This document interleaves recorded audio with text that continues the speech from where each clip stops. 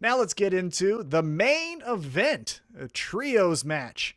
Jon Moxley and the AEW World Tag Team Champions, the Young Bucks, taking on AEW World Heavyweight Champion Kenny Omega and the Good Brothers with Don Callis.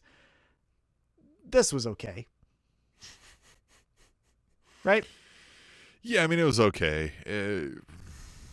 Let's just get to the finish, right? Yeah. Good action all throughout, as, of course, all six guys are exceptional pro wrestlers. I don't think we've ever said that they're not.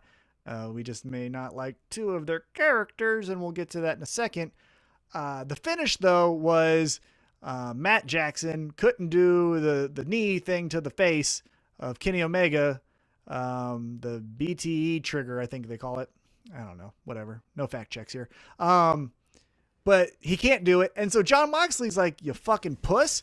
I'll get out of here. And he just hits paradigm shifts. And I love after, I believe it was the second one, he shoulder checks or chest checks Nick Jackson. And was like, this is how you fucking do it. Like, take out this guy. Yeah. So again, the plot hole comes in here. We said this already last week with Cody Rhodes and QuickTime Marshall, that you've wrestled friends before and you didn't hesitate to kick him in the face. You guys are wrestlers.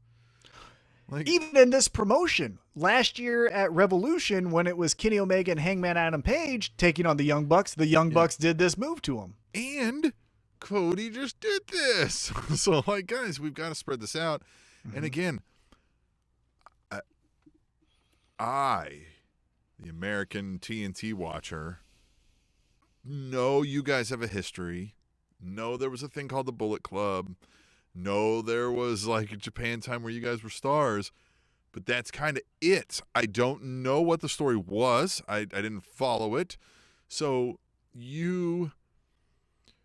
oh my God, I can't hit my friend, is missed on me because I don't have the backstory of like the friendship, the depth, the deepness. Why would you, like, I can't kick Kenny Omega in the face even though I've already wrestled 5 minutes of a match against him. It just doesn't make sense. It's done. Yeah. I think they've done a little bit of that storytelling when Kenny Omega the previous week said, hey, I didn't choose AEW. I chose you guys and you guys didn't choose me. That makes sense from Kenny Omega's part. And he's maybe playing on the heartstrings of the Young Bucks, which fast forward to this match, maybe that's why they can't do it. But to your point, you wrestled for 7 or 10 minutes, whatever it was, kicking him and punching him. So you can't do this fucking move. Yeah. And again, Cody did this last week with Quick Trip Marshall. Yeah. So, and remind you, this move, we've seen it a million times, doesn't like end people's careers. They can wrestle next week. You don't even finish every match with it. So, like, you know, people get up from it. So it's not like you're just not slapping him in the face is the only thing you're not doing. And Tom, I'd slap you in the face for a laugh, let alone to try to win a match. Yeah, if money's on the line, I'm punching my mom right in the face. I don't give a shit of who it is on that other side. You know, because again, to your point, and that's actually a great point, this isn't the concerto, right? When Edge and Christian used to do the concerto, that was oh shit, this person's going to be out for some months. Or Randy Orton's punt, you know, when he punted Vince McMahon and some other people. That's a move where you go, oh fuck. The person on the receiving end of this move is not going to be here for a while. Yeah, this isn't the mid-rope DDT. Yeah. You know? It's a finisher, air quotes. But again, we see people kick out of it, so it's not the most devastating move in pro wrestling. But as we were talking about, Jon Moxley gets pissed and is like, get the fuck out of the ring, you little babies. I'll take care of this. I hate this fucking guy. Remember, he tried to kill me in an explosion match. So you fuckers. And so he's bop, bop, bop, bop. And then he goes to do it again. And this is when the Young Bucks, I think, mistimed it. One of them kicked him. Then the other one kicked him. They were supposed to double kick. One kicked first and kind of missed. And then the second one hit. Yeah. And Moxley sold it well, but. Yeah, he did well. He did well on his part. And again, there's no take twos in wrestling. So, but again, if you're supposed to be the what fucking happened shit, is Young Buck 2 forgot that they were supposed to take a dramatic pause where they looked at each other first and then kicked. And so he kicked, and Young Buck 1 was like, God damn it, now I got to here. And then fucking kicked him 2, and luckily Moxley knew what was up. Yeah. And so then after that, The Good Brothers. Always wait for the dramatic pause. Tom, you always wait for the dramatic pause. Of course you do. Amateur. That, Tim, is what you do. God damn, so the good. Good Brothers So good. then drape Kenny Omega over Jon Moxley. They get the 1, 2, 3, but we're not done here. Then the Good Brothers are like, let's fuck up Jon Moxley more. And the greatest pro wrestler on earth right now, Eddie Kingston, walks out and is like, hey, don't fuck up my friend. And he runs out hobbling because he has a broken ankle. Good Brothers take care of him. And then the Young Bucks, they start really kicking Jon Moxley. And what we get at the very end of the episode is a group hug. They don't do the hand signals. Dark-haired Young Buck says, let's do a hug. And they all hug to except finish like the episode. Still kind of did this thing where they're like, we kind of don't want to be doing this, but we're doing it. And it's like, are you guys the accessory to murder who, like, it wasn't your idea to kill the guy, but now you're helping bury the body and you're trying to act like, well, I didn't want to do it. Tough shit. You did it. So now what happens? Yeah, I think after the hug, which we saw on air, they need to stop the, what do we do? It's our friend. Of course we're going to help our friend. It's the... Yeah, don't have 1 foot in, 1 foot out. Well, because you did the hug. Now Right. that we did the hug, the curtain call hug, you got to put your middle fingers up and say, fuck this promotion, You're the fuck Young this Bucks. company. Yeah. And again, as we talked about it at the start of this episode, once we established that Jon Moxley's been maybe, flushed out of this storyline, we got to establish those elite guys as the big villainous heels taking over the company that they own. And that's when that Dark Knight on a fucking white horse comes galloping in and says, you motherfuckers, I knew it the whole entire time.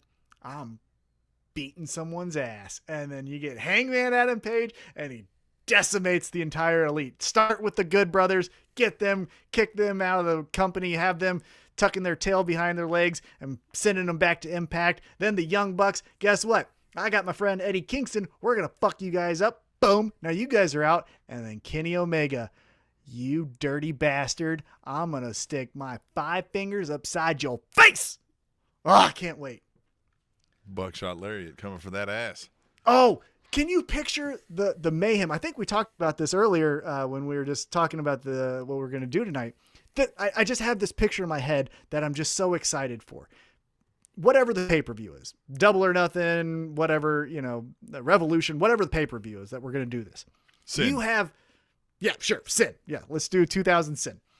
We have pandemonium everywhere. We have the Good Brothers and the Young Bucks fighting the Dark Order. We have Colt Cabana, punching Carl Anderson in the face. We got Guns and Poses jumping on the big guy, and he's giving him like a rear naked choke while Negative One's he's kicking like him in the shin. Yeah. Yeah. Everyone's kicking him in the shin. He's got, Guns and Poses on his back. Yeah, just trying to like punch him in the Give him ear. The head punch. Yep. Yeah, and you got that, and then you got more pandemonium just all across it, and then out of all that craziness comes the buckshot lariat right on a turning Kenny Omega, and he just eats it, and then we get the 1, 2, 3. Oh, and then here's the cherry on the top for me. If we're still doing it at Daly's place, let's assume it's Daly's place, right? You then take out the trash of Kenny Omega and you put his unconscious body over the horse, and then you smack the horse on the ass and the horse gallops out with Kenny Omega on him, and we don't see Kenny Omega for 3 months or however long it You is. forgot the most important aspect. What's that? Right after that buckshot lariat, right before the pin, the dramatic pause. That's it, Tim. Right? God. Tim, Mm-hmm. as I typically do now on all of these Spanish Announce Table reboots 16.8, Mm-hmm. I give a chef's kiss. Typically it's for AEW.